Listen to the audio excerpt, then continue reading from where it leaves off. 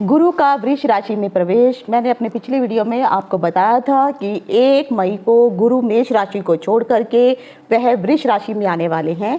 बहुत सारी जगह में आप लोगों ये वीडियो में सुन भी रहे होंगे कि गुरु जो है अभी शत्रु की राशि में प्रवेश करने वाले हैं, ऐसा होगा वैसा होगा। क्या सचमुच में जो शुक्र की राशि वृष है उसमें गुरु सचमुच में वो उनके शत्रु हैं या नहीं? जब तक आपको इस बात की क्लैरिटी नहीं होगी, आप जो है आगे की बातों को अच्छे से नहीं समझ पाएंगे। तो सबसे पहले आपको ये जानना बहुत ज़रूरी है कि गुरु और बृहस्पति और शुक्र, क्या ये दोनों मित्र हैं या शत्रु हैं? शास्त्रों में इसके लिए कहानी बताई गई है। कहा जाता है कि सबसे पहले जो शुक्राचार्य थे, यही देवताओं के गुरु हुआ करते थे। लेकिन क्योंकि जो शुक्र हैं वह स्वच्छंद विचारों के थे, वह भी धर्म को बहुत मानते थे। हर चीज़ में जिस तरह से देवगुरु बृहस्पति हर चीज़ में प्रगाढ़ थे, हर चीज़ की उनको नॉलेज थी, एज इट इज़ इक्वल ही शुक्र को भी वही सारी चीज़ों की शुक्राचार्य जी को नॉलेज भी थी। लेकिन सिर्फ उनके विचार जो थे वो थोड़े गुरु से अलग थे। वह स्वच्छंद विचारों के थे और बहुत सारे जो थे अलग अलग तरीकों से वो अपनी बातों को प्रकट करते थे। तो जो देवता वगैरह थे, उनको कुछ बातें ऐसी थी जो शुक्राचार्य की पसंद नहीं आया करती थी, जिसके लिए उन्होंने शुक्राचार्य को उनकी जो पदवी थी, जो गुरु की पदवी थी, जो देवों के जब वो गुरु हुआ करते थे, तो इंद्र जी ने उनको उस पदवी से निकाल दिया और देवगुरु बृहस्पति को उस पदवी पे आसीन कर दिया। तो फिर यहाँ पर जो शुक्राचार्य थे वह उनसे क्रोधित हो गए। अब उन्हें गुस्सा भी आया, तो उन्होंने बोला ठीक है, तो आपका गुरु नहीं, तो वह राक्षसों के पास चले गए। राक्षसों के राजा बलि हुआ करते थे, तो राजा बलि ने उन्हें अपना गुरु बनाया। तो शुक्राचार्य जी इस तरह से राक्षसों के जो थे गुरु बन गए। लेकिन कहीं ना कहीं बृहस्पति जी को इस चीज़ का भी आभास था कि शुक्राचार्य जी मुझसे बहुत नाराज हो गए हैं। मतलब उनकी पदवी बेशक इंद्रदेव ने उनको निकाला है, लेकिन कहीं ना कहीं बृहस्पति के साथ भी कुछ ना कुछ उनकी बचपन में खटपट हुआ करती थी। ये कहानी जो है आगे मैं कोई और वीडियो मैंने बनाऊंगी, उसमें मैं आपको बताऊंगी। मेरा एक दूसरा चैनल है जिज्ञासा ज्ञान की प्यास, उसमें मैंने बहुत अच्छे से शुक्राचार्य जी के बारे में बताया हुआ है। उसका लिंक मैं डिस्क्रिप्शन बॉक्स में दूंगी, तो आप ज़रूर देखिए, तो आपको समझ में आएगा। उसके बाद जो था, जब यह देवताओं के गुरु जब बृहस्पति बन जाते हैं, तो कहीं ना कहीं उनको समझ में आता है, क्योंकि उनको भी पता था कि शुक्राचार्य भी कोई छोटे मोटे इंसान नहीं है। उनके पास बहुत सारी विद्या थी, उनको ज्योतिष का ज्ञान था, उनको जो था पूरे ग्रंथों का ज्ञान था, उनको वेद पुराण सारे पता थे।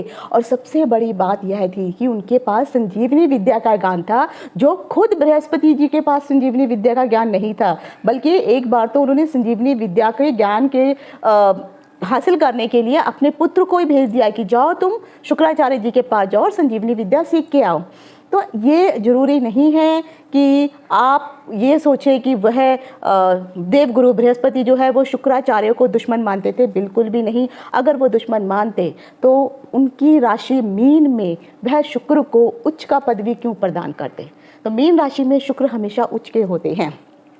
तो ये बात जरूर है कि देवगुरु बृहस्पति उनको जो है उस नज़रिए से नहीं देखते हैं। लेकिन हाँ, क्योंकि शुक्राचार्य जी के साथ बहुत बार जो था देवगुरु बृहस्पति के कारण जो था ऊपर नीचे कुछ उतार चढ़ाव आए थे उनकी ज़िंदगी में, जिसके कारण उनको ज़रूर इस चीज़ का बुरा लगा था। लेकिन फिर भी अगर आप देखेंगे कि जब उनका बेटा उनके पास बृहस्पति जी का बेटा जब उनके पास गया था शिक्षा ग्रहण करने के लिए, अंत में उसकी मृत्यु भी छल से हो जाती है। फिर भी शुक्राचार्य जी ने कोई छल नहीं किया, अपने प्राणों को त्यागते हुए भी उन्होंने उनके बेटे को जीवित किया और उनको भी उन्होंने जो थी इस विद्या का ज्ञान दिया।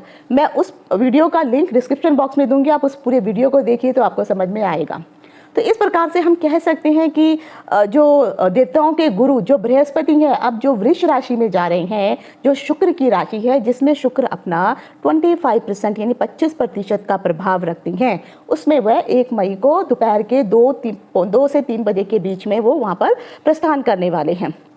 अभी तक के मैंने वीडियो में आपको बताया है कि मेष से लेकर के जो है कन्या राशि तक के जातकों को क्या शुभ या अशुभ फल गुरुदेव प्रदान करने वाले हैं। आज के इस वीडियो में मैं आपको बताऊंगी कि तुला से लेकर के मीन राशि के जातकों के लिए क्या शुभ या अशुभ फल आपको देने वाले हैं।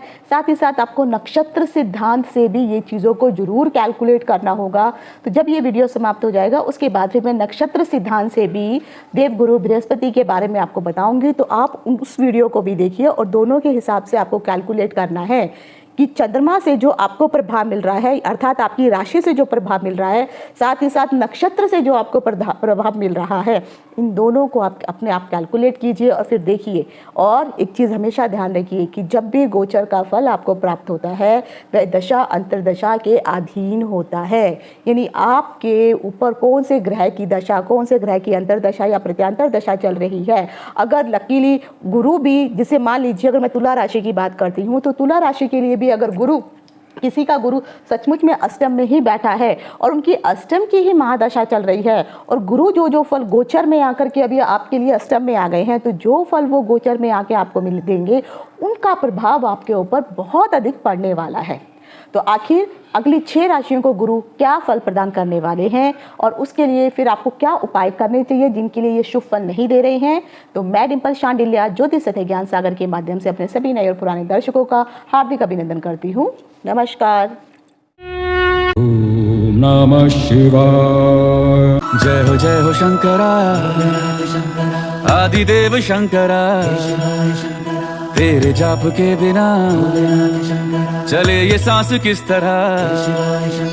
मेरा कर्म तू ही जाने, क्या बुरा है क्या भला, तेरे रास्ते पे मैं तो आंख मूंद के चला। तेरे नाम की जोत ने सारा हर लिया तमस मेरा।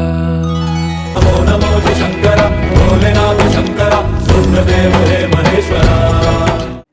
वीडियो शुरू करने से पहले मैं एक छोटी सी जानकारी आपको देना चाहती हूँ। अगर आप ये पूरा वीडियो नहीं देखना चाहते हैं, अगर आपको लगता है ये वीडियो बहुत लंबा है, तो मैंने ज्योतिष अथाह ज्ञान सागर क्लिप्स के नाम से एक नया यूट्यूब चैनल शुरू किया है। अगर आप सिर्फ अपनी ही राशि के बारे में जानकारी चाहते हैं तो उसमें मैंने अलग अलग राशियों के बारे में संपूर्ण रूप से विवरण दे रखा है, जो भी मैं मेष से लेकर के मीन राशि के जातकों को बता रही हूँ। तो आप ज्योतिष अथाह ज्ञान सागर क्लिप्स को सब्सक्राइब करिए और आपकी जो भी राशि है उसके अनुसार जो है आप अपनी राशि का फल कथन सुन सकते हैं।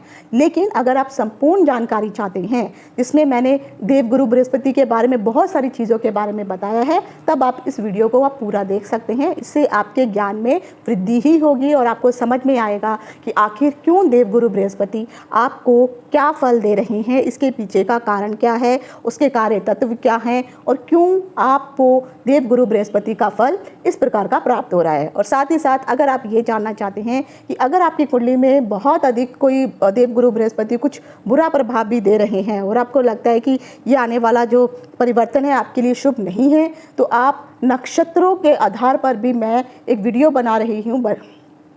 नक्षत्र सिद्धांत के अनुसार भी मैं आपको राशिफल का प्रेडिक्शन करने वाली हूँ कि कौन सी राशि और कौन से नक्षत्र के जातकों के लिए कैसा फल मिलेगा। तो आप अपनी राशि को देखिए, साथ में जो आपके राशि का जो नक्षत्र है उसको देखिए। अगर मैंने कहा है कि नक्षत्र के अनुसार आपके लिए शुभ है, राशि के अनुसार आपके लिए शुभ नहीं है, तब आपको 50% का प्रभाव बुरा जो है वो मिलेगा और 50% का शुभ प्रभाव मिलेगा। अगर दोनों के हिसाब से ही शुभ आ रहा है, राशि भी और नक्षत्र भी, तब आपकी तो वारे नहीं आ रहे, दोनों हाथों में आपके लड्डू है। लेकिन अगर दोनों ही आधार पर अगर खराब रिजल्ट आ रहा है तो जरूर आपको सतर्क होकर के रहने की ज़रूरत है, फिर आपको उपाय अवश्य करने चाहिए। तो ये सब चीज़ें देखने के लिए जो शॉर्ट टर्म में अगर आप कुछ देखना चाहते हैं अपनी राशि के बारे में या कोई भी ज्ञानवर्धक क्लिप्स अगर आपको चाहिए हैं, तो ज्योतिष अथाह ज्ञान सागर यूट्यूब चैनल को सब्सक्राइब कीजिए और वहाँ से छोटे छोटे क्लिप्स में आप अपनी नॉलेज में वृद्धि कर सकते हैं। नमस्कार। तो जैसे मैंने आपको बताया है कि देवगुरु बृहस्पति 1 मई को 2:30 बजे के आसपास मेष राशि को छोड़ करके वह शुक्र की राशि वृष में चले जाएंगे। वृष में रहते हुए वह जो है सबसे पहले वह कृत्तिका नक्षत्र में जाएंगे जो सूर्य का नक्षत्र है। तो कृत्तिका नक्षत्र में रहते हुए सूर्य का जो नक्षत्र है, तो यहाँ पे वो शुभ फल देने की कोशिश करेंगे। आपको एक छोटी सी चीज़ मैं समझाना चाहती हूँ कि देवगुरु बृहस्पति जरूर शुक्र की राशि में जा रहे हैं, लेकिन वो नक्षत्रों को भोगते हुए ही आगे बढ़ेंगे। देवताओं के गुरु बृहस्पति जिनको ज्योतिष शास्त्र में जीव की संज्ञा दी गई है। जीव अर्थात प्राण। आपके अंदर जो प्राण है वह गुरु के कारण ही है। गुरु आपके लिए विद्या का कारक है, बुद्धि का कारक है, अध्यात्म का कारक है, स्त्रियों के लिए पति का कारक है, और गुरु से बहुत सारी चीज़ें देखी जा सकती हैं। गुरुदेव जो हैं वह वृष राशि में 1 मई को दोपहर के 2:30 बजे के आसपास जो है प्रवेश कर जाएंगे, और उसके 2 दिन बाद अर्थात 3 मई को गुरु जो है रात्रि में 10 बजे के आसपास जो है वह अस्त हो जाएंगे। तो गुरु जो है वृष राशि में रह करके वह सबसे पहले कृतिका नक्षत्र में प्रवेश करेंगे जो सूर्य की राशि है। इसको आपको इस तरह से समझना चाहिए कि गुरु जो है जो वृष राशि के घर में जा रहे हैं उसके अंदर 3 कमरे हैं। तो सबसे पहले जो पहला कमरा है वह कृतिका का कमरा है। तो वह कृतिका के जो है वहाँ पे 3 नक्षत्र आते हैं, तो वो 3 नक्षत्रों का गुरु वहाँ पर भोग करेंगे। उसके बाद वह जो है कृतिका के बाद वह रोहिणी नक्षत्र में चले जाएंगे। लेकिन रोहिणी नक्षत्र में जाने से पहले जैसे मैंने कहा है कि 3 मई को वह रात्रि के 10 बजे के आसपास गुरु अस्त हो जाएंगे, और फिर इस अस्त होने की अवस्था को हम लोग जो है तारा डूबना भी कहते हैं। यानी जब ये अस्त हो जाते हैं तो सभी प्रकार के शुभ कार्य जो हैं वह नहीं किए जा सकते हैं। तो करीब जब तक ये अस्त रहेंगे 3 जून को जो है ये जागृत हो जाएंगे अर्थात फिर से उदित हो जाएंगे, और तब ये 3:21 के बीच में 3 जून को फिर से ये उदित अवस्था में आ जाएंगे। 1 महीने का जो टाइम है तब तक ये कुछ भी काम आप मई से लेकर के 3 जून तक आप कोई भी शुभ कार्य नहीं कर सकते हैं। आखिर ऐसे कौन से कार्य होते हैं जब जब बृहस्पति का अस्त हो जाते हैं या फिर शुक्र भी अस्त हो जाते हैं? इसके लिए भी मैं एक वीडियो बनाने वाली हूँ, तो उस वीडियो को जरूर देखिए, क्योंकि जब तक अगर ये दोनों तारे अगर डूबे हुए होते हैं तो कुछ ऐसे बहुत महत्वपूर्ण कार्य होते हैं जो आपको बिल्कुल भी नहीं करने चाहिए। उसके बाद जब ये अस्त होने के बाद जब उदय होंगे तब जाकर के यह अक्टूबर में 9 अक्टूबर 2024 को सुबह 10 बजे के आसपास जो है फिर ये वक्री हो जाएंगे, और यह वक्री चाल जो है 4 फरवरी 2025 और दोपहर के 1:45 तक जो है इनकी ये चाल रहेगी। तो फिर ये कम से कम आप लगा लीजिए अक्टूबर, नवंबर, दिसंबर, जनवरी, फरवरी, तो 5 महीने तक ये वक्री अवस्था में रहने वाले हैं। और वक्री के होने के बाद फिर ये वापस जो है मार्गी हो जाएंगे, और फिर ये मार्गी जो है मई तक रहेंगे, और उसके बाद फिर ये अपना राशि परिवर्तन कर लेंगे। फिर उसके बाद जो है वह मिथुन राशि में चले जाएंगे। तो जब तक ये कृतिका नक्षत्र में रहेंगे, वृष राशि के कृतिका नक्षत्र में आपको एक फल मिलेगा। जब ये तीनों नक्षत्रों का भोग करते हुए जब ये जाएंगे रोहिणी में, रोहिणी जो है वो चंद्रमा का नक्षत्र है, तो गुरु और चंद्रमा की आपस में बनती है। तो आप कह सकते हैं बेशक ये शत्रु के घर में है, लेकिन जो रोहिणी का जो कमरा है यानी चंद्रमा का जो कमरा है वहाँ पर ये रहने वाले हैं। उसके बाद रोहिणी के बाद फिर ये चले जाए 4 नक्षत्रों का भोग करते हुए ये चले जाएंगे मृगशिरा के नक्षत्र में। जो मृगशिरा का जो नक्षत्र है ये मंगल का नक्षत्र है, तो मंगल भी इनके मित्र है। तो आप ये कह सकते हैं बेशक ये अगर आप दुश्मन भी मानते हैं शुक्र को, तो दुश्मन के घर में भी अगर ये जा रही हैं, लेकिन वो रह अपने मित्रों के कमरों में रहे हैं, यानी उनके मित्र पहले से ही वहाँ विद्यमान है। तो एक जैसे मैंने आपको बताया कृतिका सूर्य का नक्षत्र, गुरु और सूर्य मित्र हैं। चंद्रमा जो रोहिणी है वो चंद्रमा, तो गुरु और चंद्रमा दोनों का जब मिलते हैं तो गस केसरी योग होता है, तो भी मित्र हैं। और फिर मंगल, जैसे अभी वो मंगल के ही राशि में है तो भी वो अपने मित्र की राशि में है, तो वो अपने मित्र के कमरे में जाकर के रहने वाले हैं। तो आप इस तरह से समझ सकते हैं। तो जब ये तीनों नक्षत्रों का जो है मतलब 9 चरणों को जब ये भोग लेंगे उसके बाद ये राशि परिवर्तन करेंगे, लेकिन हर नक्षत्र में ये अपने प्रभाव को बदलते रहेंगे। साथ ही साथ एक चीज़ और भी याद रखनी चाहिए कि हर नक्षत्र में अगर आप देखते हैं जो 3 डिग्री 20 मिनट का जो चरण रहता है, तो इसमें सबसे पहले ये जाते हैं नक्षत्रों में भी जो है अगर आप नवांश देखते हैं तो नवांश में सबसे पहले देवता नवांश आता है, उसके बाद जो है ये मानव या नवांश मनुष्य नवांश आता है, और उसके बाद आता है राक्षस नवांश। तो ये तीनों नवांशों का भोग भुगतेंगे। जब तक ये देवता नवांश में रहेंगे बहुत अच्छा फल देंगे। उसके बाद ये जब नर नवांश में चले जाएंगे, जिसे मैं मनुष्य बोल रही थी बाय मिस्टेक, तो जब ये नर नवांश में जाएंगे तब ये मध्यम अवधि का फल आपको देने लगेंगे। लेकिन जब ये राक्षस नवांश में चले जाएंगे तब इनके फलों में कमी आ जाएगी। तो ये अच्छे फल आपको कम देने वाले हैं और बुरे फल आपको ज़्यादा देने वाले हैं। तो ये इस तरह से सभी नक्षत्रों का भोग करते हुए देवता नवांश, नर नवांश और राक्षस नवांश के अनुसार आपको फल मिलेगा।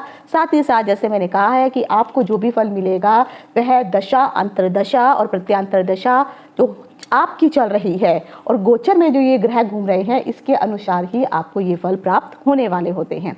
तो अब मैं शुरू करती हूँ कि आखिर जो है, अगर आप तुला राशि के हैं तो तुला राशि के जातकों के लिए ये कैसा फल देने वाले हैं। जैसा कि व्हाइट बोर्ड पे आप देख रहे हैं कि तुला राशि के लिए मैंने कहा है कि गुरु अष्टम भाव में आने वाले हैं। तो यहाँ पर बैठ के आपको अष्टम भाव का फल कैसे देंगे। और सबसे बड़ी बात यह है कि शास्त्रों में अगर आपने सुना है कि स्थान हानि करो गुरु, गुरु जिस जगह पर बैठते हैं उस जगह की हानि करते हैं, लेकिन उनकी जो दृष्टियाँ होती हैं वे बहुत ही अमृतमय मूल्यवान मानी जाती हैं। तो वहाँ से बैठ कर कि वह अमृतमय दृष्टियों का जो है शुभ प्रभाव आपके ऊपर डालेंगे। तो अगर आप तुला राशि के हैं तो गुरु आपकी राशि में कहाँ कहाँ पड़ेंगे, तो 7, 8, 9, तो उनकी एक राशि तो आपकी जो है तीसरे भाव में आ जाएगी, जो धनु आ जाएगी। फिर 9, 10, 11, 12 और एक राशि आपकी जो है छठे भाव में आ जाएगी, जो इनकी मीन राशि होती है। तो देखा जाए तुला राशि के लिए गुरु जो है त्रिक भावों में, उपचे भागों में आ जाते हैं। हाउस ऑफ सोरो यानी दुख का भाव इन्हें कहा जाता है। तो इन दोनों भावों के स्वामी ये बन जाते हैं जो लोग तुला लगन के होते हैं। और तुला राशि के लिए भी गुरु का प्रभाव इसी प्रकार से रहता है। लेकिन अब गुरु क्योंकि तुला राशि वालों के लिए जो है अष्टम भाव में आ गया है, तो यह आपके अकारक ग्रह तो है ही है, साथ ही साथ आपके लिए ज़्यादा अनुकूल प्रभाव देने वाले नहीं माने जाते हैं। यहाँ पर बैठ करके यह आपके लिए थोड़ा सा जो है शुभ प्रभाव कम, अशुभ प्रभाव ज़्यादा देंगे। लेकिन याद रखिए कि आपकी कुंडली में गुरु कौन सी जगह पर बैठा है ये भी आपको देखना है। तो मान लीजिए अगर मैं तुला राशि की हूँ और मेरी कुंडली में गुरु अगर शुभ भाव में आके बैठा है, त्रिकोण में आके बैठा है, तो मुझे उतना बुरा फल नहीं मिलेगा। लेकिन अगर सचमुच में ही गुरु जो है त्रिक भावों में 3, 6, 8, 12 में अगर आकर के बैठा हुआ है तो डेफिनेटली फिर उसी हिसाब से फल आपको प्राप्त होने वाला है। तो 8वां भाव अगर आप देखेंगे तो 8वां भाव जो है आपके लिए एक तो अष्टम भाव मृत्यु का भाव भी होता है, गुप्त विद्या का भाव होता है, गुप्त धन का भाव होता है। तो यहाँ पर बैठ के जरूर गुरु जो है थोड़ा सा आपको अध्यात्म में और खासकर जो कौन सा जो गुप्त वाला जो विद्याएं होती हैं उस तरफ आपका रुझान ज़्यादा होने वाला है। हो सकता है कि आपके मन में तंत्र मंत्र इत्यादि सीखने की भावनाएं जागृत होने लगे, तो आप गूढ़ रहस्यों को जानने के लिए आप इसमें प्रयास करने की कोशिश करेंगे। लेकिन कहीं ना कहीं देखा जाए तो ये आपको शारीरिक चुनौतियां भी देने वाला है। अष्टम भाव से देखा जाए तो कमर के नीचे का जो हिस्सा रहता है, जहाँ पे आप बेल्ट बांधते हैं, और थाइस तक का जो हिस्सा रहता है वह हिस्सा कहलाता है। तो आपको वहाँ पर कुछ ना कुछ प्रॉब्लम आ सकती है कि प्राइवेट पार्ट में कुछ ना कुछ इशू हो सकते हैं, या जो लोगों को जो पुरुष है उनके प्रोस्टेट ग्लैंड में भी कुछ ना कुछ हर्निया जैसे कुछ प्रॉब्लम इशू आ सकते हैं। हो सकता है क्योंकि जो अष्टम यहाँ पे आके बैठे हैं तो मृत्यु तुल्य कष्ट तो आपको देंगे, लेकिन ये याद रखिए कि मृत्यु नहीं होने देंगे, ये इसकी गारंटी है। तो ये चीज़ जो है जीवन में परेशानियां तो आपको क्रिएट होने वाली हैं। तो आपको कोशिश करना है कि आपको अपनी सेहत का अच्छे से ध्यान रखना होगा, क्योंकि अष्टम में बैठ करके अब देवगुरु बृहस्पति जो है अपनी जो है 5वीं दृष्टि, 7वीं दृष्टि और 9वीं दृष्टियों का प्रभाव देंगे। तो अष्टम में बैठ के 1, 2, 3, 4, 5वीं दृष्टि वह आपके 12वें भाव में डालने वाले हैं। जब द्वादश भाव में 100% यानी ये पूर्ण दृष्टियां मानी जाती हैं, तो द्वादश भाव एक तो आपको खर्चों का भाव होता है, बेड प्लेजर सुख की सैया का भाव होता है, आपकी यात्राओं का भाव होता है, बल्कि विदेश यात्राओं को भी यहाँ से देखा जा सकता है, और ख़ासकर आपके खर्चों का भाव होता है। तो आपके खर्चे तो करवाएंगे नो डाउट, लेकिन खर्चे जो होंगे वह शुभ कार्यों में किए जाने वाले खर्चे होने वाले हैं, तो आपको घबराने की ज़रूरत नहीं है। लेकिन साथ ही साथ खर्चों पे भी आपको नियंत्रण रखना होगा। यहाँ पर बैठ करके जो है आपको छोटी मोटी यात्राएं भी करने को मिल सकती हैं, और वो जैसे मैंने कहा विदेश भी जाने का आपको मौका मिल सकता है। विदेश जाने में आप सफल हो जाएंगे। खर्च तो बढ़ रहा है नो डाउट, लेकिन किसी न किसी प्रकार से आपको आर्थिक परेशानियां नहीं आने देंगे। यानी आपको कोई ना कोई इस तरह से जो है साधन बना देंगे कि आपके जो खर्चे जो हो रहे हैं उसके लिए पहले से ही वो धन जुटा देंगे। उसके पीछे का कारण क्या है? क्योंकि 7वीं दृष्टि वो धन भाव पर दे रहे हैं। तो धन भाव पर देने के कारण एक तो आपकी जो है वह बोझी का भाव भी है, आपके कुटुंब का भाव भी है, आपके धन का भाव भी है। जिसके कारण यहाँ पर दृष्टि डालने के कारण तो धन की प्राप्ति तो आपको होगी ही होगी। शुभ तरीके से आप धन की प्राप्ति करेंगे। आपको ये परेशानी नहीं होगी कि मेरे पास धन कहाँ से आएगा। कोई कार्य आप करने की सोच रहे हैं और धन की कमी आपको महसूस हो रही है, तो कुछ इस प्रकार का जो है कुछ व्यवस्थाएं हो जाएंगी अचानक ही कि आपको आपके हाथ में धन की प्राप्ति हो जाएगी। साथ ही साथ आर्थिक खर्चों पे आपको बढ़ावा जो बढ़ेगा उसको आपको कम करने की सोचनी होगी। और जैसे मैंने कहा है कि आपको यात्राएं करनी पड़ सकती हैं, तो जो भी यात्राएं चाहे आप बिजनेस के लिए कर रहे हैं या किसी भी कोई धार्मिक यात्राएं क्यों ना कर रहे हों, उसमें आपको फ़ायदा अवश्य होने वाला है। स्वास्थ्य संबंधी समस्याओं का जरूर आपको जो है थोड़ा सावधान रखना होगा। अब यहाँ पर बैठ के जो है अगर आप लोगों को कंठ से संबंधित या कुछ भी गले से संबंधित कुछ अगर आपको प्रॉब्लम चल रही है तो वो धीरे धीरे आपकी ठीक होनी शुरू हो जाएगी। और ख़ासकर अगर आपके फेस का जो हिस्सा है यहाँ पर जो है वृष राशि का प्रभाव है, तो अगर फेस में भी कोई ना कोई इशू चल रहा हो, आपके मुंह में कोई ना कोई प्रॉब्लम चल रही हो या आपकी आंखों में, तो याद रखिए जो बारवा है वो आपकी दाईं आंख होती है और जो ये वाला हिस्सा है आपकी बाईं आंख होती है। तो अगर आंखों में कोई इशू चल रहा हो तो आंखें में भी धीरे धीरे जो प्रॉब्लम थी अब वह समाप्त होनी शुरू हो जाएगी। तो वो भी आपको जो परेशानियां थी आंखों से संबंधित वो भी धीरे धीरे ठीक हो जाएंगी। धन का लाभ, जैसे मैंने कहा, अचानक ऐसे योग बन जाएंगे, धन भी आएंगे, लेकिन हो सकता है कि आप अपनी वाणी के कारण, वाणी में मिठास अवश्य देंगे लेकिन फिर भी आपको वाणी में कंट्रोल करके रखना होगा। कई बार जो है आप वाणी से जो है कि अन्य ग्रहों का प्रभाव भी आपके इस भाव पर रहने वाला है। तो जब गुरु के साथ जब छोटे छोटे ग्रह जब गोचर करेंगे तो उस समय सपोज मान लीजिए यहाँ पे मंगल आ जाते हैं, तो मंगल के कारण आपकी वाणी जो है वो बहुत ज़्यादा उग्र हो जाएगी। तो वाणी के कारण आपके ऊपर जो है कुछ लांछन लग सकते हैं। आप कुछ ऐसी बातें बोल देंगे कि आपको बाद में परेशानी का सामना करना पड़ सकता है। वाद विवाद भी हो सकता है परिवार वालों के साथ, धन संबंधी कुछ इशू आ सकते हैं। तो इन चीज़ों का भी आपको ध्यान रखना है। जरूरी नहीं है कि आपको गुरुदेव हमेशा अच्छा ही फल देंगे, क्योंकि बाकी ग्रह आ करके जब गोचर में आएंगे, सपोज चंद्रमा आएंगे तो बहुत अच्छा रहने वाला है उस समय, तो इस हिसाब से इनके फलों में बदलाव होगा। अप्रैल के महीने में जरूर आपके लिए आय के बहुत अच्छे साधन बन सकते हैं। इससे आपकी आर्थिक स्थिति में भी बहुत अच्छा सुधार हो जाएगा। जीवन में सुख सुविधाओं का जो है आपको फायदा होने वाला है।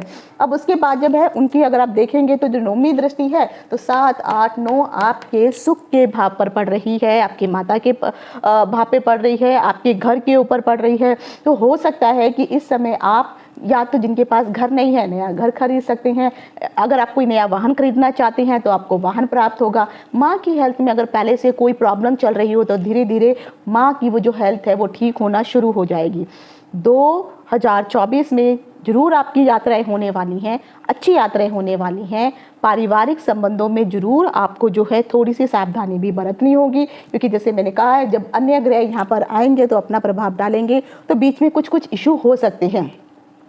आपको सबसे ज़्यादा जो है अपने लंबे अवधि के लिए अपने परिवार वालों के साथ मिलकर जुड़कर रहने की कोशिश करनी है। आपके जो भी साथी वगैरह होंगे, इनके साथ जो है यानी जो मित्र इत्यादि होंगे, ये आपकी मदद करने के लिए हमेशा तैयार रह जाएंगे। परिवार के कर्तव्यों को आप अच्छे से निभाएंगे। आपके ऊपर जो भी पारिवारिक जिम्मेदारियां होंगी उनको आप ठीक करेंगे। लेकिन जब 3 मई से लेकर के 3 जून तक जब देव गुरु बृहस्पति अस्त हो जाएंगे तो उस समय जरूर आपको कुछ परेशानियों का सामना करना पड़ सकता है। आपके पिता की हालत जो है खराब हो सकती है, हेल्थ संबंधी कुछ उनको इशू आ सकते हैं।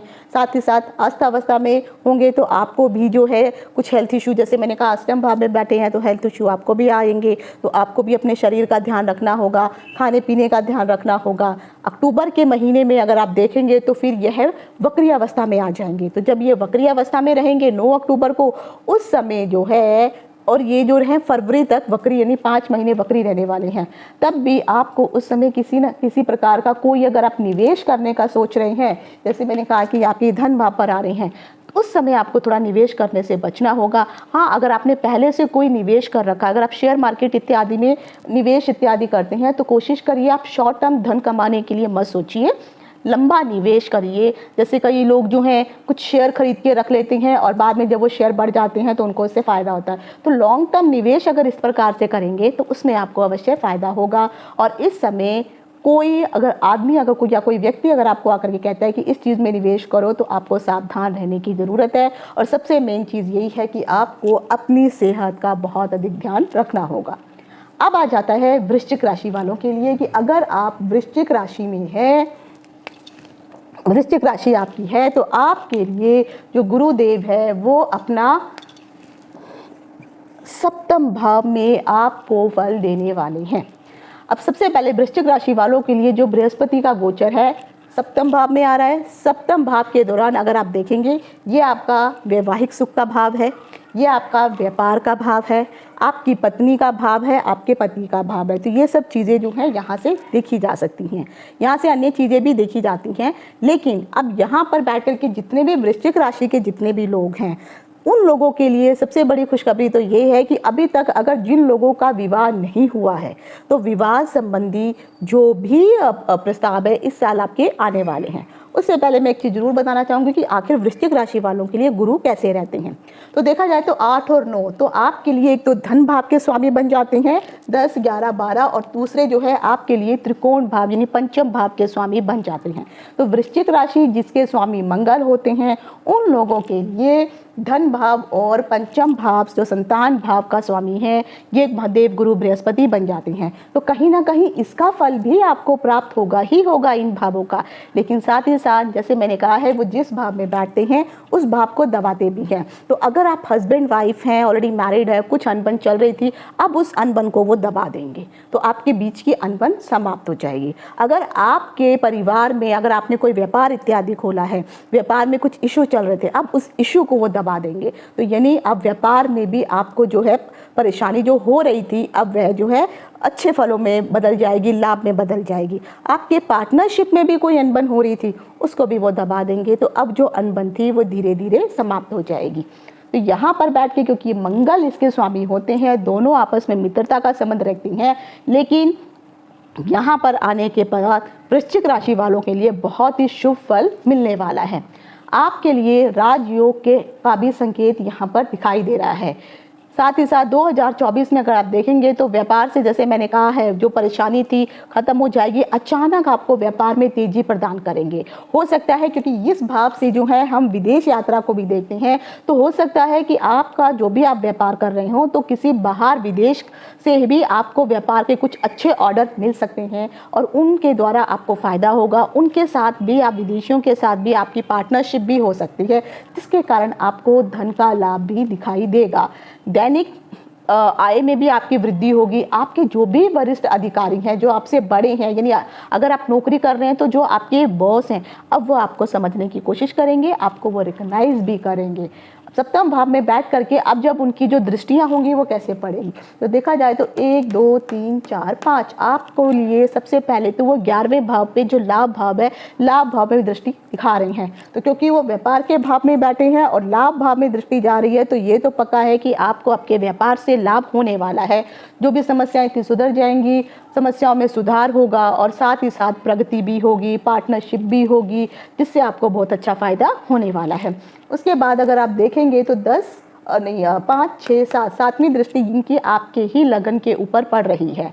जब ये लगन के ऊपर दृष्टि डालेंगे तो आपके शरीर के ऊपर इनकी दृष्टि जाएगी। तो अगर आपके शरीर में कोई हेल्थ इशू चल रही हो, कोई सांस से संबंधित कुछ प्रॉब्लम चल रही हो, कोई ब्लड से संबंधित कुछ प्रॉब्लम चल रही हो तो धीरे धीरे अभी तक जिसका इलाज नहीं हो पा रहा था अब कुछ ऐसी परिस्थितियाँ बनेंगी, कोई अच्छा डॉक्टर इत्यादि आपको मिल जाएगा कि वो परेशानियाँ समाप्त हो जाएंगी। आपके जो भी हेल्थ इशू थे वो ठीक हो जाएंगे। लेकिन एक चीज़ याद रखिए कि जब बृहस्पति जो है अस्त हो जाएंगे, मार्गी हो जाएंगे, वक्री हो जाएंगे, तब इनके प्रभाव में कमी अवश्य आ जाएगी। अब 3 जून से लेकर के जैसे मैंने कहा 3 मई से 3 जून के बीच में बृहस्पति जो है वो अस्त होने वाले हैं। तो उस समय वो अपना उतना अच्छा प्रभाव नहीं देंगे। और एक चीज़ याद रखिए, कोई भी ग्रह जब भी राशि परिवर्तन करता है तो वह ग्रह आपके लिए शुभ फल देने वाला है या अशुभ फल देने वाला है, इसके बारे में आपको 40 से 45 दिन पहले ही शुभ संकेत मिलने शुरू हो जाते हैं।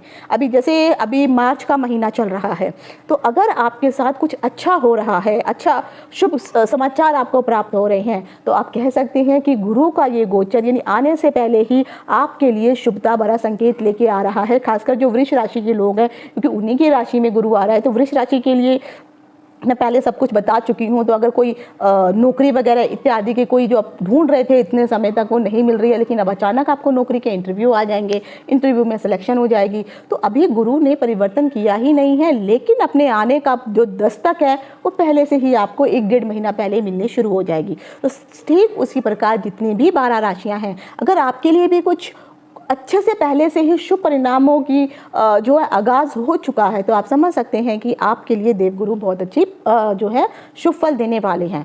और याद रखिए, गुरु जब भी फल देते हैं वो मध्यम में आकर के फल देते हैं। ये नहीं है कि जैसे आया और आते ही अगले दिन, क्योंकि राहु जैसे इंस्टेंट फल देता है, गुरु धीरे धीरे फल देने वालों में से हैं। तो जब गुरु जो है वो 6-7 डिग्री के आसपास पहुंच जाएंगे तब जा कर के वो, और ख़ासकर वो 15-20 डिग्री तक रहेंगे, तब तक वो अच्छा फल देने के लिए प्रभावी हो जाएंगे। तो 3 मई से 3 जून के बीच में जब वो अस्त हो जाएंगे तो उस समय आपके व्यापार में थोड़ी अस्थिरता आ सकती है। परेशान होने की ज़रूरत नहीं है। आपके खर्चे बढ़ जाएंगे, आमदनी में भी उस समय उतनी नहीं रहेगी। हो सकता है कि कोई जल्दबाजी में आप कर्ज इत्यादि भी ले लें। शत्रुओं की बाधा भी आपके ऊपर पड़ सकती है, इसीलिए आपको अपने आसपास के माहौल का थोड़ा ध्यान रखना होगा जब भी ये अस्त होंगे और जब भी ये जो है वक्री होंगे। तो वक्री में इनके प्रभाव की जो मात्रा है बढ़ जाती है। साथ ही साथ आपके जीवन में बहुत अधिक दौड़ भाग होने वाली है। कुछ मानसिक चिंताएं भी आपको सता सकती हैं। कामकाज में थोड़ी बहुत बाधाएं जरूर होंगी, लेकिन उतनी ज़्यादा बाधाएं नहीं होंगी, क्योंकि ये कम ही समय के लिए अस्त हो रहे हैं। साथ ही साथ अक्टूबर में देवगुरु जब वो बृहस्पति वक्री अवस्था में आ जाएंगे तो हो सकता है कि आपके जीवन साथी के ऊपर कुछ ना कुछ हेल्थ इशू हो सकते हैं। तो आपको अपने जीवन साथी के बारे में, उनकी हेल्थ को लेकर के थोड़ा सा सजग रहना जरूरी है। और जैसे मैंने कहा कि सप्तम भाव की दृष्टि, यहाँ पर 7वीं दृष्टि तो 8वीं 9वीं दृष्टि जो है आपके जो है मान सम्मान इन सब चीज़ों के ऊपर पड़ने वाली है। आपके छोटे भाई बहनों के ऊपर पड़ने वाली है। आपकी मान मर्यादा प्रतिष्ठा ये अब आगे बढ़ने वाली है। छोटे बहन भाइयों से कुछ अनबन अगर आपकी चल रही थी, धीरे धीरे समाप्त हो जाएगी। जैसे मैंने कहा था कि बॉस अगर अभी तक आपको अच्छे से रिकग्नाइज नहीं कर रहे हैं, तब अब बॉस भी आपको रिकग्नाइज करेंगे, आपका रुतबा बढ़ेगा। फिर चाहे आप जो हैं किसी मोहल्ले में रह रहे हैं तो मोहल्ले में उस हिसाब से आपको लोग सब पहचानना शुरू कर देंगे। आप ऑफिस में काम कर रहे हैं तो ऑफिस के लोग उस तरह से आपको पहचानना शुरू कर देंगे। तो ये जरूर आपको जो है अच्छे शुभ फल मिलने वाले हैं।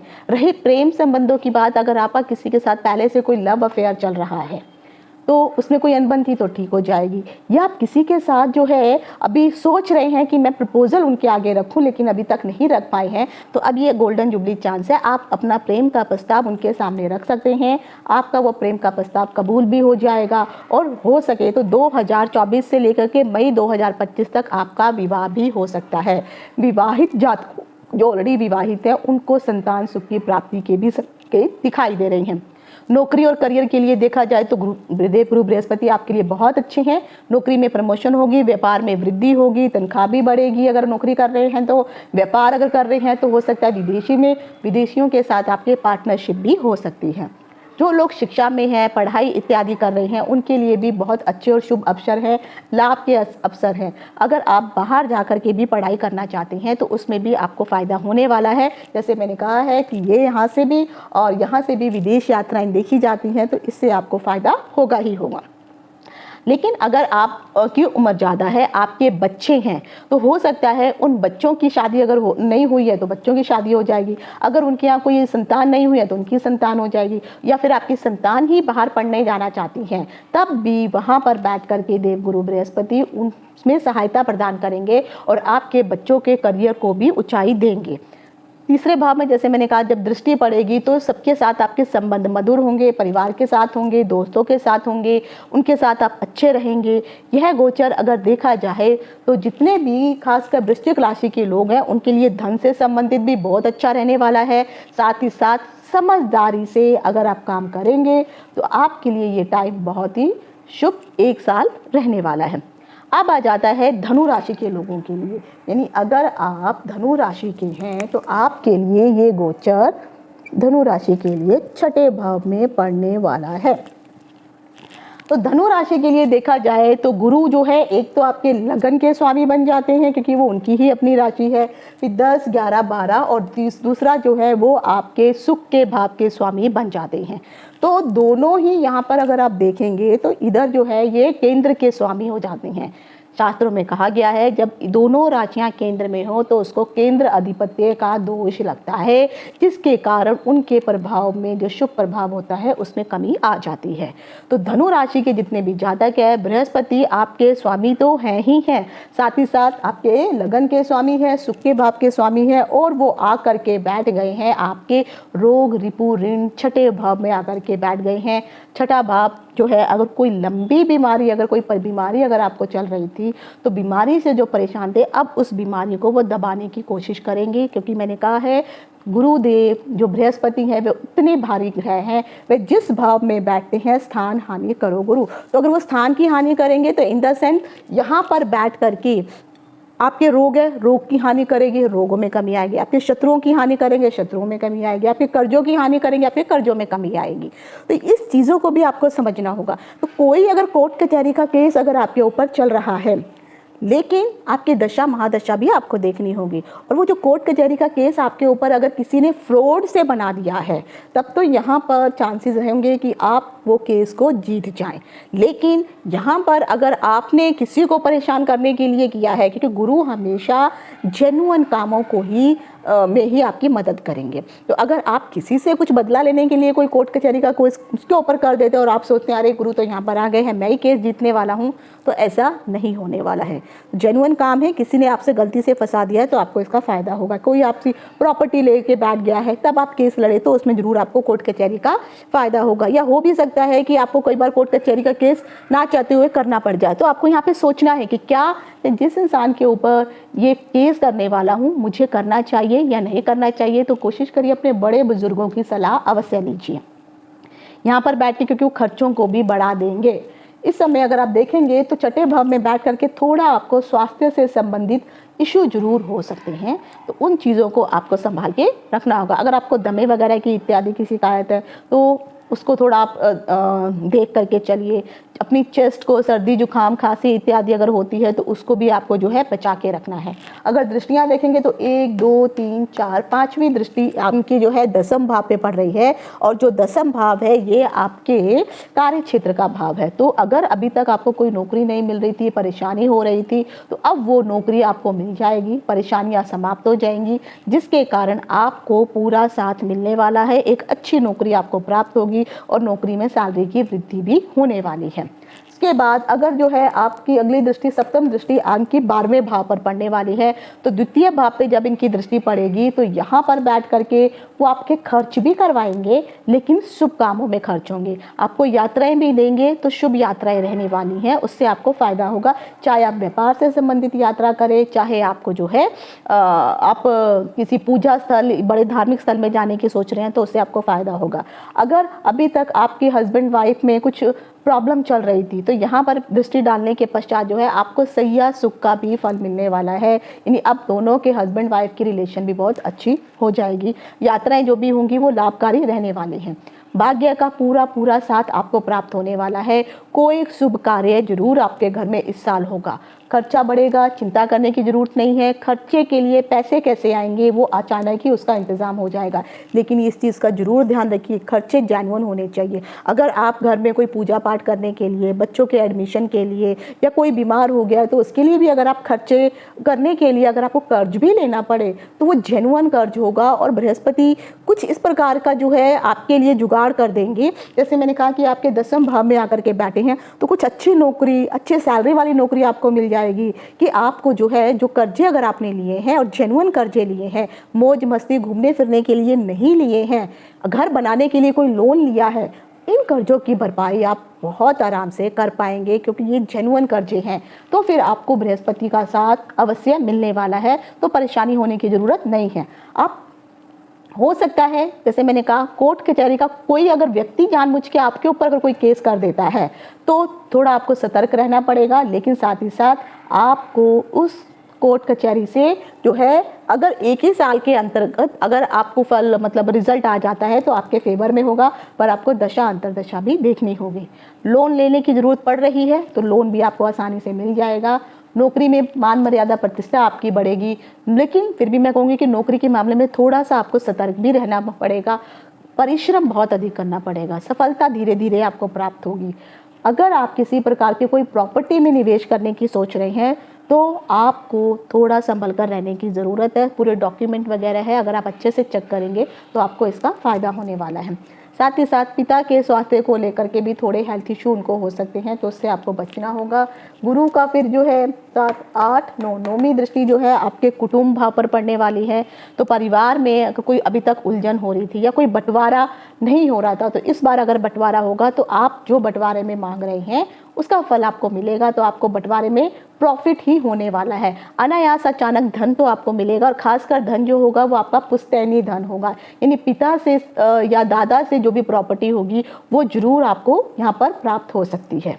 लाभ जैसे मैंने कहा, यात्राएं होंगी, शुभ यात्राएं होंगी, यात्राओं में फ़ायदा होने वाला है। धार्मिक यात्राएं आपकी ज़्यादा होने वाली हैं। आपका मन तीर्थ स्थानों में बहुत ज़्यादा लगने वाला है। साथ ही साथ व्यवसाय को लेकर के भी आपको थोड़ा जो है अलर्ट होकर के रहने की ज़रूरत है। लेकिन व्यवसाय में अभी तक जो भी व्यवधान आ रहे थे ये सारे व्यवधान आपके समाप्त हो जाएंगे। कुटुंब में ज़रूर आप थोड़ा सा लग्जरियस सामान खरीदने के लिए खर्चे बढ़ा सकते हैं। कोई वाहन वगैरह खरीद सकते हैं, प्रॉपर्टी खरीद सकते हैं या प्रॉपर्टी बेच सकते हैं। भौतिक सुखों के लिए आप इजाफा कर सकते हैं। इसके अलावा भाग्य का देखा जाए तो पूरा साथ आपको मिलने वाला है, क्योंकि जो भी कार्य अभी तक आपके रुके हुए थे, बन नहीं पा रहे थे, उन्नति नहीं हो रही थी, अब धीरे धीरे ये सब चीज़ें ठीक हो जाएंगी। लेकिन जब भी जैसे मैंने कहा 1 मई को जो है गुरुदेव आएंगे और 3 मई को ये अस्त हो जाएंगे, तो उस समय ज़रूर आपको अपने स्वास्थ्य का ख्याल रखना होगा। और स्वास्थ्य से संबंधित कुछ भी अगर हेल्थ इश्यू होते हैं तो कोशिश करिए डॉक्टर से इमीडिएटली आपको कंसल्ट करना होगा, नहीं तो ये बीमारी फिर लंबी खिंच सकती है। मोटापे से संबंधित आपको कुछ इशू हो सकता है, पेट से संबंधित कुछ इशू हो सकता है। जिन लोगों को शुगर इत्यादि अगर पहले से है तो थोड़ी बढ़ सकती है, अगर जिनको नहीं है, लेकिन अगर आपका मोटापा ज़्यादा है और आप किसी प्रकार का कोई परहेज या एक्सरसाइज नहीं कर रहे हैं तो भगवान ना करे कि आपको मधुमेह की भी शिकायत बन सकती है। तो इस चीज़ के लिए आपको अच्छे से ध्यान देना होगा। गोचर में माताजी का भी ख्याल रखिए, पिताजी के स्वास्थ्य का ख्याल रखिए। अगर आपके मन में कोई नेगेटिव ख्याल आते हैं तो उन ख्यालों को दूर करिए, सतर्क होकर के रहिए। 9 अक्टूबर से बृहस्पति वक्री चाल चलना शुरू कर देंगे। इस अवधि में जरूर आपको सफलता अच्छी प्राप्त होने वाली है और आपका स्वास्थ्य भी धीरे धीरे रिकवर करना शुरू हो जाएगा। और अक्टूबर से दिसंबर के बीच में फिर जब ये दोबारा जो है मार्गी हो जाएंगे, तब फिर जो प्रॉब्लम चल रही थी वो धीरे धीरे समाप्त हो जाएंगी।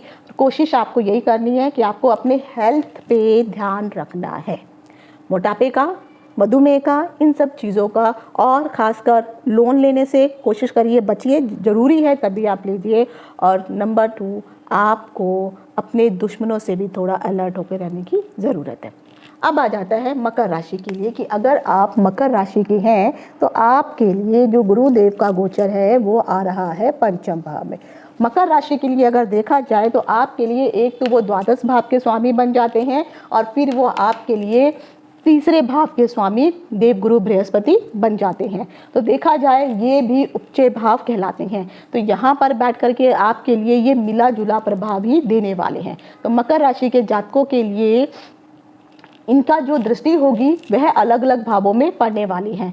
तो यहाँ पर बैठ करके अगर आप जो देवगुरु बृहस्पति है पंचम भाव में बैठेंगे तो एक तो आपके संतान के ऊपर इसका प्रभाव पड़ेगा, और अगर आप उच्च शिक्षा के लिए सोच रहे हैं उसके ऊपर आपका प्रभाव पड़ेगा, आपके पेट के ऊपर इनका प्रभाव पड़ने वाला है। तो यहाँ बैठ करके क्योंकि ये जो है त्रिकोण का भाव है तो कोशिश बृहस्पति यही करेंगे कि आपको अच्छे से अच्छा फल ही दें, पर ये अच्छा शुभ फल आपकी कुंडली के ग्रहों पर भी निर्धारित होता है। देव गुरु बृहस्पति जैसे मैंने कहा है आपके तीसरे भाव और द्वादश भाव के स्वामी बन जाते हैं। तो आपको जो है कोशिश करेंगे क्योंकि उनकी दृष्टियां वहाँ जाएंगी तो फल अच्छा प्राप्त होगा।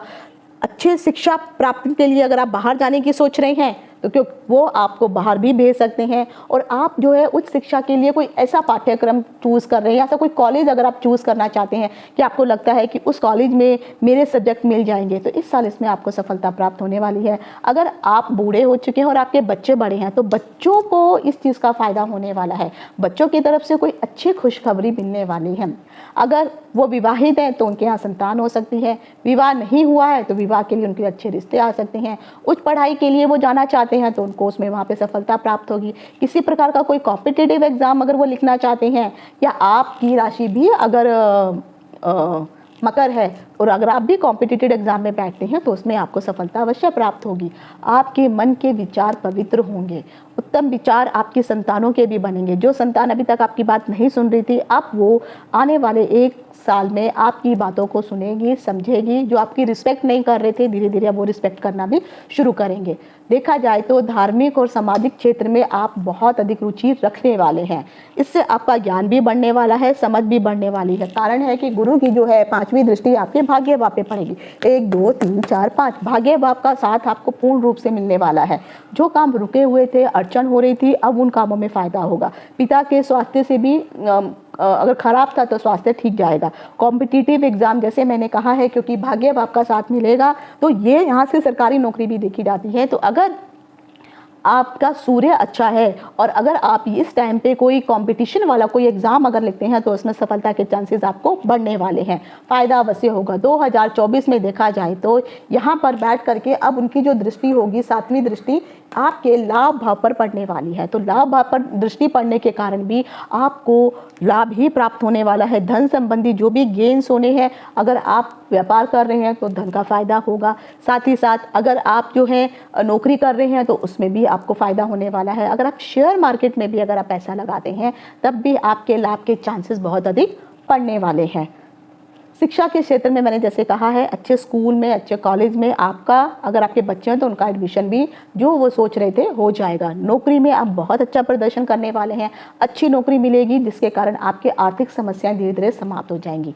जीवन के कुछ क्षेत्रों में जरूर आपको अपने आप को प्रूव करना पड़ेगा, संघर्ष करना पड़ेगा, लेकिन फिर भी देखा जाए तो भाग्य का साथ आपको भरपूर मिलने वाला है। गुरु की कृपा जैसे आपके ऊपर बन रही है उसके कारण धीरे धीरे आप प्रगति पर उन्नति भी करते जाएंगे। उसके बाद अगर आप देखेंगे तो उनकी 9वीं दृष्टि आपके ऊपर ही पड़ रही है। तो अगर आपको हेल्थ से संबंधित किसी प्रकार के कोई इशू चल रहे थे, धीरे धीरे वो समाप्त हो जाएंगे।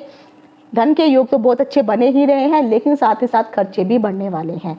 हेल्थ पे थोड़ा आपको फोकस करना होगा। कोई परेशानी अगर आती है, पैनिक नहीं होना है, अच्छे डॉक्टर से कंसल्ट कीजिए।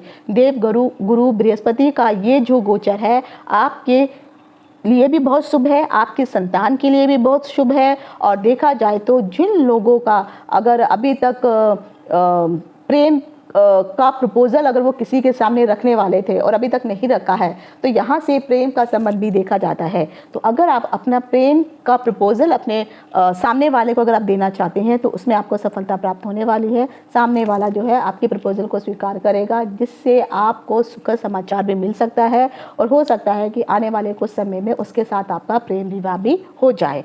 इस समय में खासकर उन लोगों को बहुत अधिक जो है बच के रहने की ज़रूरत है जिन लोगों का बृहस्पति के साथ जो है अगर कोई क्रूर ग्रह आकर के बैठा है तो हो सकता है आपके मन में कुछ नेगेटिव विचार उत्पन्न हो जाए।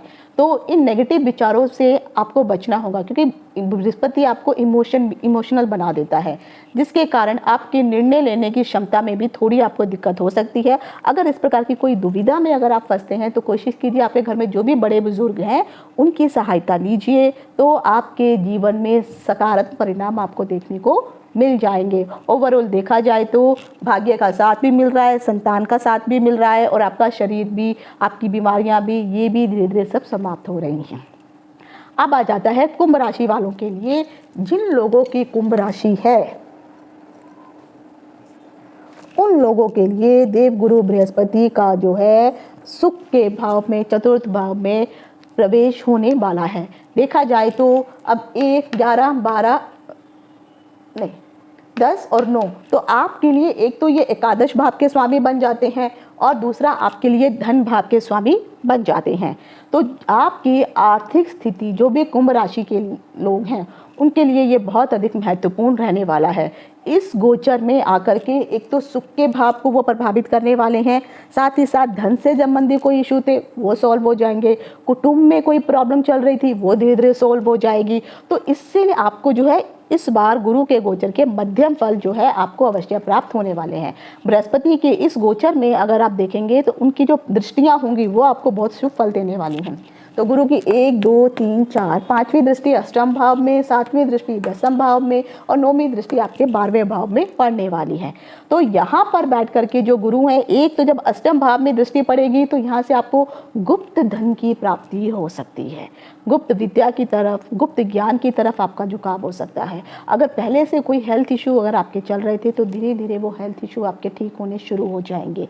सुख के भाव में गुरु बैठे हुए हैं तो यहाँ पर बैठ करके आपको सुख संबंधी थोड़े इशू हो सकते हैं, माता और पुत्र में थोड़ी बहुत अनबन हो सकती है, लेकिन ओवरऑल देखा जाए तो धीरे धीरे ये सब चीज़ें जो है समाप्त हो जाएंगी।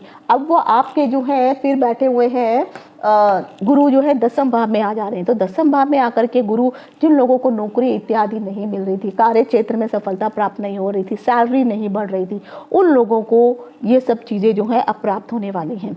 धर्म कर्म में जरूर आपकी मन लगने वाला है, सम्मान होगा, यश की प्राप्ति होगी, बॉस आपको रिकग्नाइज करेगा, आपका आर्थिक विकास भी होगा, मानसिक विकास भी होगा। करियर पर आपको विशेष रूप से ध्यान देना होगा। नौकरी में हो सकता है जब देवगुरु बृहस्पति अस्त हो जाएंगे या वक्री अवस्था में आ जाएंगे तब थोड़ा सा उथल पुथल डामाडोल हो सकता है, तो उस समय आपको सजग होकर के कार्य करने की ज़रूरत है। कोशिश करिए आप चापलूसी पे कम ध्यान दीजिए और अपने कार्यों पे फोकस अधिक करेंगे तो आपको सफलता प्राप्त होगी। मेहनत पे विश्वास रखिए। द्वादश भाव में दृष्टि पड़ने के कारण जो है आपके खर्चों के योग बढ़ रहे हैं, यात्राएं होंगी, कुछ अचानक ऐसे खर्चे हो जाएंगे, हो सकता है उस समय थोड़ी आपको उलझन आए, लेकिन जो भी खर्चे होने वाले हैं वो अच्छी दिशा में ही होने वाले हैं। आपको ध्यान रखना जरूरी है, खासकर 3 मई से लेकर 3 जून के बीच में जब ये अस्त अवस्था में होने वाले हैं, क्योंकि जिस दिन वो 1 मई को अगोचर करेंगे और 2 दिन बाद वो अस्त हो जाएंगे, उस समय का जो टाइम है वो आपके लिए शुभ नहीं माना जा सकता है। परेशानियां हो सकती हैं, लेकिन इन परेशानियों को धीरे धीरे आपको अपने आप ही संभालना होगा। स्वास्थ्य पर आपको विशेष ध्यान देने की ज़रूरत है। 9 अक्टूबर से लेकर के बृहस्पति की वक्री चाल शुरू हो जाएगी और यह फरवरी तक रहने वाली है। उस समय जरूर आपके मन में थोड़ी उदासी आ जाएगी, मन बेचैन होने लगेगा, परेशानियाँ हो जाएंगी, उलझने भी हो सकती हैं, पारिवारिक उलझने, समस्याएँ इत्यादि में आप पढ़ सकते हैं। लेकिन कई प्रकार के अगर तनाव भी आएंगे फिर भी आप उन तनावों पर अपने आप को तनावों को आपके ऊपर हावी मत होने दीजिए। खुद पर काबू रखिए। समय है, धीरे धीरे बीत जाएगा, लेकिन धीरे धीरे आगे चल के ये सारी परिस्थितियाँ ठीक हो जाएंगी। जो भी आपके पारिवारिक समस्या हैं, जो गड़बड़ चल रही थी, धीरे धीरे समाप्त हो जाएंगी। घर में खुशहाली का माहौल हो जाएगा। और साथ ही साथ अगर आप देखेंगे तो हो सकता है कि आप जो है अपना कोई अच्छा घर इत्यादि खरीद सकते हैं, वाहन इत्यादि की खरीदने की सोच रहे हैं, तो उसमें भी आपको सफलता प्राप्त होगी ही होगी। अब आ जाता है मीन राशि वालों के लिए। ये आपकी मीन राशि है तो गुरुदेव आपके लिए तीसरे भाव के स्वामी बन जाते हैं। तीसरे भाव जो है आपका मान, मर्यादा, प्रतिष्ठा और आपके छोटे भाई बहन वो जो एक ही माँ के सहोदर बच्चे हैं, उन भाई बहनों की मैं बात कर रही हूँ। यानी आपकी माँ एक ही होनी चाहिए, कज़न ब्रदर इसमें नहीं आते हैं। उन लोगों के लिए यहाँ पर जो भी मीन राशि के लोग हैं, मिला जुला प्रभाव देव गुरु बृहस्पति लेकर के आने वाले हैं। अगर देखा जाए तो आपके लिए देव गुरु बृहस्पति तो यहाँ 12, 11, 10, 9, तो एक तो आपके लिए यहाँ पर वो कार्य क्षेत्र दसम भाव के स्वामी बन जाते हैं और दूसरे आपके लिए वो लगन के स्वामी बन जाते हैं। तो यहाँ पर भी देखा जाए तो लगन दोनों राशियाँ जब एक ही मतलब सेंटर में आ जाती हैं तब भी यहाँ पे लगन अधिपत्य का दोष बन जाता है। तब भी गुरु जितना शुभ प्रभाव दे सकता है उतना शुभ प्रभाव दे नहीं पाता है। लेकिन देखा जाए तो आपकी राशि के स्वामी स्वयं खुद देव गुरु बृहस्पति हैं। ये आपके लिए बहुत ही महत्वपूर्ण ग्रह हो जाते हैं। इसके साथ ही यहाँ पर ये आपके कर्म भाव के स्वामी भी बन जा रहे हैं और दसम भाव के स्वामी भी यही बन जा रहे हैं। और आपके जो हैं स्वयं के शरीर के मालिक भी देवगुरु बृहस्पति ही हैं, क्योंकि बृहस्पति आपके लगन में आकर के बैठे हुए हैं और इनकी जो दृष्टियां पड़ने वाली हैं, तो अगर आप देखेंगे तो 1 2 3 4 5वीं दृष्टि सप्तम में, 9वीं दृष्टि भाग्य भवन में और 7वीं दृष्टि भाग्य भवन में और 9वीं दृष्टि आप के लाभ भाव पर पड़ने वाली है। तो सबसे पहले आपको तो आलस्य को त्यागना होगा। आप थोड़े आलस्य किस्म के आदमी होते हैं, आज का काम कल और कल का काम परसों पे टालने वाले होते हैं। तो अपने अंदर के आलस को आपको समाप्त करना होगा। आलस की अधिकता होगी भी तब भी आपको अलर्ट रह करके ही काम करना है। काम में मेहनत बहुत अधिक जरूरी है और अपने दोस्तों का जो सहयोग है वो आपको बहुत अच्छे से प्राप्त होने वाला है, क्योंकि यहाँ से आपके भाई बंधु भी आते हैं, आपके मित्रगण भी आ जाते हैं, आपके जो पास पड़ोस के लोग हैं ये भी आ जाते हैं। तो इनका सहयोग आपको बहुत अच्छा मिलने वाला है। समय आने पर ये लोग आपकी मदद भी करने वाले हैं। साथ ही साथ दोस्तों के साथ अगर आप कोई कार्य करने की योजना पहले से बना रहे हैं तो अब वो योजना जो है सफल भी हो सकती है। इसमें आपको अगर कोई यात्राएं भी करनी पड़ रही हैं तो यात्राओं से भी आपको लाभ होने वाला है। भाई बहनों से कोई मनमुटाव पहले से चल रहा था तो मनमुटाव समाप्त हो जाएगा। अब वो भी कहीं ना कहीं आपके कार्यों में दिलचस्पी लेंगे, आपकी मदद करने वाले हैं। उस तरह से आपको अपने दोस्त हो जाएं, अपने पास पड़ोस के लोग हो जाएं या फिर आपके सगे भाई बहन हो जाए, इनसे ज़रूर आपको अच्छा फल प्राप्त होने वाला है। बृहस्पति की जो दृष्टियों को, जैसे मैंने कहा है कि 7वीं दृष्टि यहाँ पे पड़ रही है, 5वीं दृष्टि पड़ रही है, तो 5वीं दृष्टि पड़ने के कारण व्यापार में परेशानियाँ समाप्त हो जाएंगी, व्यापार वृद्धि करेगा, बाहर जाने के भी योग बन सकते हैं, विवाह नहीं हुआ है विवाह के योग बन जाएंगे, अगर वैवाहिक कोई अनबन हो रही है तो वो सब ठीक हो जाएंगे। जीवन में जो भी उथल पुथल चल रही थी अब वो उथल पुथल कहीं ना कहीं आकर के थम जाएगी और आपके जीवन में विकास और तरक्की के मार्ग खुल जाएंगे।